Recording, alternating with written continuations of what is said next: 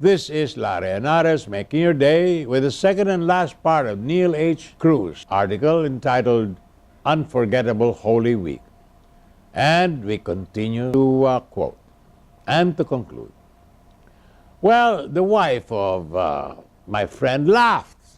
He says, "This girl is already married," she said. "In fact, she is pregnant with her second child, and that is her firstborn, and that is her husband," pointing to my daughter and me. "It doesn't matter," they said, and asked my permission for them to serenade my wife. I gave it, and they sang several songs, and then asked my wife to sing in return. It so happened that my wife was the vocalist of an orchestra, a winner in amateur singing contests, and had composed and written songs for recording companies. So there was a long concert until the wee hours of the night in that little barrio, until the serenaders ran out of songs and thanked us all and said goodbye and then walked off into the night. We could tell where they were by the barking of the dogs in the villages that they passed. Finally, the barkings grew fainter and finally stopped. The next day, Paul invited me to go to a sandbar not far from Amalapay. It was connected to the mainland through a low tide, but became an island during high tide. Now, we arrived there by mid-morning. The sandbar was lined with coconut trees. Under them were fishermen's huts. We took off our shirts and immediately dove into the surf. Afterwards, Paul asked one of the fishermen to climb a coconut tree and bring down some nuts. The coconut water tasted a little salty.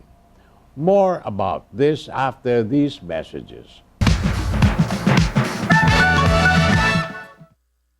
This is Larry Henares making your day with the second and last part of Neil H. Cruz's article entitled Unforgettable Holy Week. And we continue to quote and to conclude. Afterwards, we lay down on the beach talking and watching the sun sail slowly to the west, lulled by the cool breeze and the lapping of the waves on the sand and the swishing of palm fronds overhead. We fell asleep. We were awakened by the waves lapping at our feet. The tide was coming in.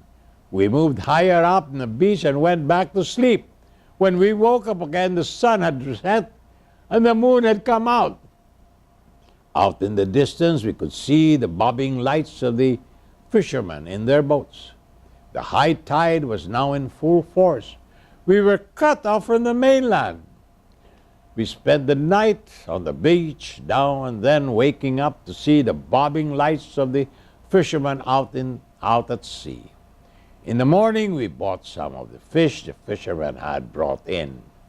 We broiled them over hot coals, together with some eggplants and tomatoes, eaten with hot steaming rice and strongly newly brewed coffee.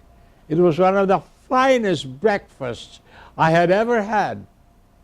Just the aroma of the coffee combined with the smell of the roasting fish and the smell of the steaming rice keeps me thinking of that interlude again and again. By mid-morning, the tide had gone out and we could walk across the sandbar back to the mainland. That was a Holy Week vacation I will never forget. This is Larry Henares making your day, saying good day, God bless you.